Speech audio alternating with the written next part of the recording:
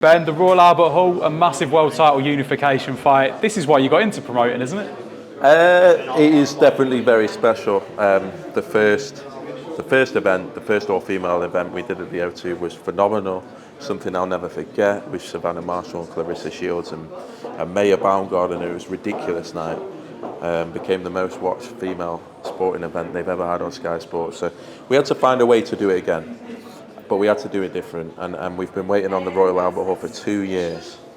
They wouldn't take boxing. We had to duck and dive and find ways. Got International Women's Day on board, got Sky on board, found some certain sponsors, found the perfect fight, a British fight like this. And in the end, they caved. They know what a special event this is going to be. They only really want to do real landmark and very, very special events now at the Royal Albert Hall. This is certainly one.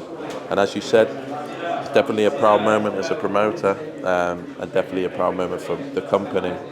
And I think it's going to be fantastic for women's boxing. It starts the year off really well. And watching that video in there, you saw some of the fighters that have grown so much since that first O2 card. I'm thinking of Caroline, I'm thinking of Lauren. What's it like to see the potential they had back then and where they've landed now? World champions, headliners. What's it like to see that growth? No, it is amazing. Look, when we met Savannah Marshall, she was sort of in the middle of the cards and wasn't the star that we see today. Then she went to headline, built her in Newcastle, became world champion and just went on and on and on. And then ended up selling out the O2 and then unified at 168. That journey, even Natasha Jonas' journey, never won a world title when we met, and now multi-weight world champion, just goes on. But I think, as you said, with the debutants, when you see them and they've never laced up the gloves in a professional ring, and then you see them develop and get to this stage, it's probably the best feeling as a promoter is watching the development and seeing them become household names. And yeah, it's as you said, seeing that night and then seeing where they all are now, phenomenal. And Price is at the top table now, and she's taken on one of the very best British female fighters of all time. Tell me how you see this fight. Just preview it for us. It's an incredible piece of action, this. I personally think it's going to take a lot for Lauren Price to beat Natasha Jonas. I think Natasha's been there, done it, been in those big wars, fought the very, very best, had near misses. Lauren's not had any of that. And this is a different sport to the amateur sport, and yeah, I think a lot of people are sort of underestimating how good Natasha Jonas is, where she's at. Every time she performs, I think we're going to see 5 or 10% dropped off, and we don't. I thought December was probably her most mature professional performance in a long time, and her and Joe will have a game plan. So it's a very intriguing fight. We're going to have to see something from Lauren Price we've not seen before. And Caroline, obviously just the 2 rounds of action last time out didn't end how we wanted it to, but it was a very impressive performance nonetheless. Yes, sir. I'm wondering, what sort of test are we looking at for Caroline on this card? It's a big fight. We just didn't want to affect negotiations right now. We'll be able to announce something in the next 2 or 3 days, I expect. But she deserves everything that's coming to her. She's a phenomenal talent. I said up there, she's the one I think that's can change even more how women's boxing perceives. She's ruthless, she's devastating, she's clinical, and she's aggressive, and that's what fight fans want to see. And yeah, she is the one I think over the next decade that is just going to explode. And for me, the best lightweight in the world already, and hopefully she can clean out the whole division this year. And Cara Sartin still against Raven Chapman. Incredible fight, that one. I think it caught a lot of us off guard. How did that one come about? Listen, it was something that we set. Cara's nearly been out for nearly a year with issues outside the ring that are always hard to talk about, and sometimes things are more important than boxing. But to come back and not want to warm up and not this, but be ready for a fight like this. You know, Raven's just coming off the back of a fight against Sky Nicholson at the very top of the division. It's a great opportunity to put in a big statement. Credit to Raven Chapman, great fight. I think for me, Caris is the best, will be the best in that division. You know, Sky Nicholson up there now. Obviously, we know what happened in the Olympics, but Caris now needs to go and prove it in the professional game. This gives her the perfect name, perfect fight to go and show. I thought that fight, perhaps the Sky Raven one, didn't catch fire, wasn't exciting. We didn't see a finish. I think Karis has the opportunity to be explosive in this fight. If there's ever a chance that Raven's going to catch Karis and beat Karis, it's now, because she's been out a while. So just a great fight and a lot of jeopardy, and a great all-British fight.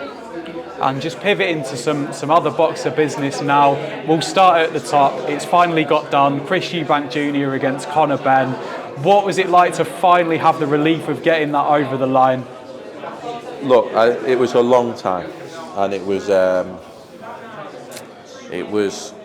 and it was down, and it was a marathon, and it was last minute requests, and it was this, and you get to the point where you almost want to throw the towel in. And yeah, I was glad to see it get done, and thanks to His Excellency in Turkey Al-Sheikh, because sometimes you need a sensible head in the room, and everyone's running around like a nutcase and making threats, making demands. The Lara Barrios, who was going to blink first? We were lining up the Lara fight. We booked to Benn, then we're checking, are they really going to go for the Barrios fight? Like, really? And then we're checking that, and we never thought that was true. And it went on, and then the 55-45 standoff, then the rehydration. It goes on, and it's almost who blinks first. And with Chris, he sort of enjoys it. He's used to that, being at a poker table, and that's what it felt like at times. And sometimes you just need someone to say, enough's enough, let's get it done, and find compromises. And wow, what an event, what a fucking event that we've got to look forward to. And I know that you can't give too much away, but I mean, you touched upon Turkey Al-Sheikh there. I'm wondering, that card, are we going to be seeing a sort of Riyadh season sized card for that one? Is there going to be some big ones on that card? Look, it's the ring, so it's not Riyadh season, and the main event is so big.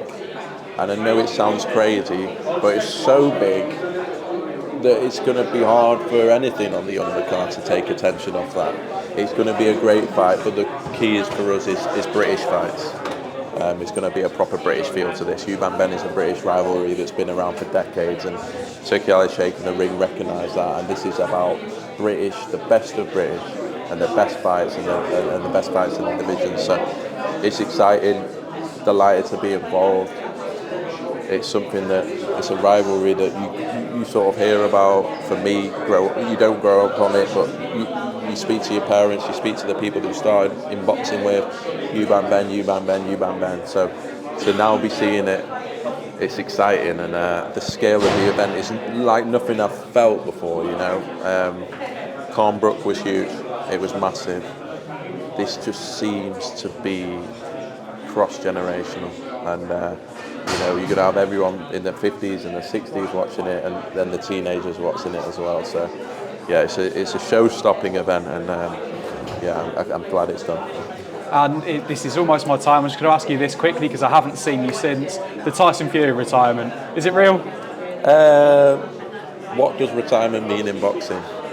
They don't fight. They fight twice a year as it is, so you're almost having mini retirements in between. So what is a retirement? A retirement, Mike Tyson retired 25 years ago or 20 years ago. He's still getting to the ring. So I'm not really sure what a retirement means anymore. So I don't think you can read too much into it. He's had a fantastic career. Whether it's his last fight or not, I don't know, but he's had a great career. Always someone that I've got on with, always someone that I've enjoyed watching, always someone that I've admired. And he's brought a lot of eyeballs to the sport, and if it is his last fight, obviously we will miss him. And Shalom, thank you as always, Cheers, and mate. best of luck in March.